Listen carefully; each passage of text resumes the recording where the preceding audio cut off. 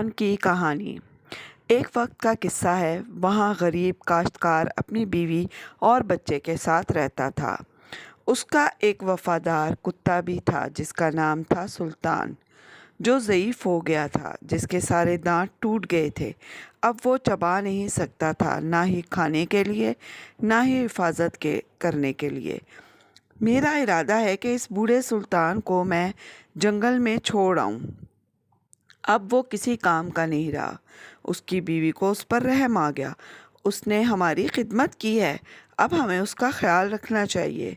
اوہ، کیا تم دانشمند عورت نہیں ہو؟ اس کے سارے دانت گر گئے ہیں، وہ نکارہ ہو گیا ہے۔ وہ بیچارہ کتا ان کی سب باتیں سن رہا تھا۔ وہ غمگین ہو گیا کہ اب اس کا کل آخری دن ہوگا۔ یا خدایا، میرا آقا مجھے بیکار سمجھتا ہے۔ مجھے کچھ کرنے کی ضرورت ہے، ورنہ کل سے میں بے گھر ہو جاؤں گا۔ مجھے اپنے دوست بھیڑیے سے مشورہ کرنا ہوگا۔ وہ شام کو بھیڑیے سے ملنے گیا تو ساری بات بتائی۔ یا خدایا، یہ بڑی افسوس کی بات ہے، پر تم افسردہ مت ہو۔ تم اپنی قابلیت کا ثبوت دو۔ میں نے ایک ترکیب سوچی ہے۔ کیا؟ دھیان سے سنو۔ کل تمہارا مالک اپنی بیوی کے ساتھ جا رہا ہے۔ گھر میں پیچھے کوئی نہیں ہوگا۔ بچے کو بھی لے کے جائیں گے۔ ہمیشہ کی طرح وہ بچے کو سائے میں لٹا دیں گے۔ تمہیں یہ کرنا ہے کہ تم بھی اس کے ساتھ لیٹ جانا۔ پھر میں وہاں آؤں گا، پھر تم جان جاؤ گے۔ جو ترکیب بھیڑیے نے بتائی وہ خطرناک اور جان لیوا تھی، پر اس نے آگے بڑھ کر اس پر عمل کیا کہ اس طرح اس کی جان بچ جائے گی۔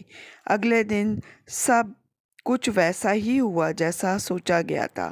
کاشتکار اور اس کی بیوی کام کر رہے تھے اور سلطان بچے کے پاس لیٹا ہوا تھا۔ بھیڑیا اس کے پاس آ گیا۔ کتا بولا، اب کیا کرنا ہے؟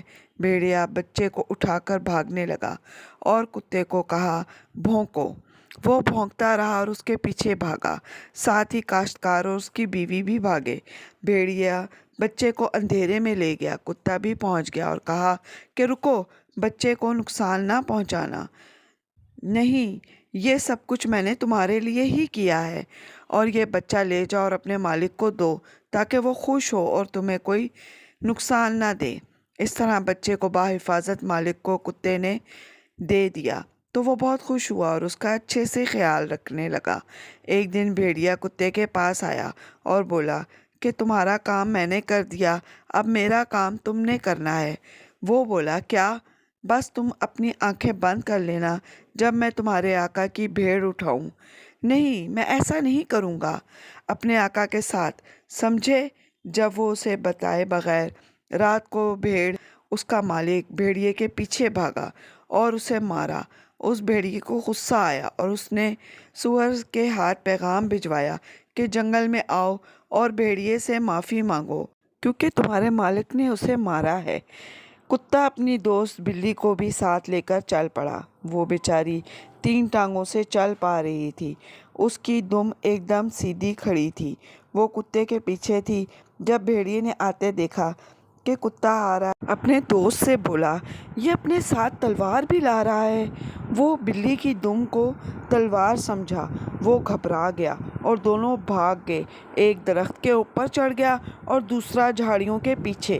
کتا وہاں آیا تو کوئی نہ تھا۔ بلی سے بولا، یہاں تو کوئی نہیں ہے۔ بلی نے جھاڑیوں سے سور کے کان دیکھے تو چوہا سمجھ کر زور سے حملہ کیا اور اس کا کان کاٹ کھایا۔ وہ چلایا، ارے مجھے چھوڑو، تمہارا دشمن درخت پر چڑھا بیٹھا ہے۔ کتے اور بلی نے اوپر دیکھا تو بھیڑیا بیٹھا ہے۔ وہ نیچے اترا شرمندہ ہو کر تو کتے نے بڑھ کر اسے اپنے گلے لگا لیا۔ یوں وہ پھر سے پکے دوست بن گئے۔ تو پیارے دوستوں، آپ کو میری یہ ویڈیو پسند آئی ہے تو اسے لائک کریں، شیئر کریں اور میرے چینل کو سبسکرائب کریں، اور اپنا بہت سا خیال رکھیں۔ نیک دعاؤں کے ساتھ اللہ حافظ۔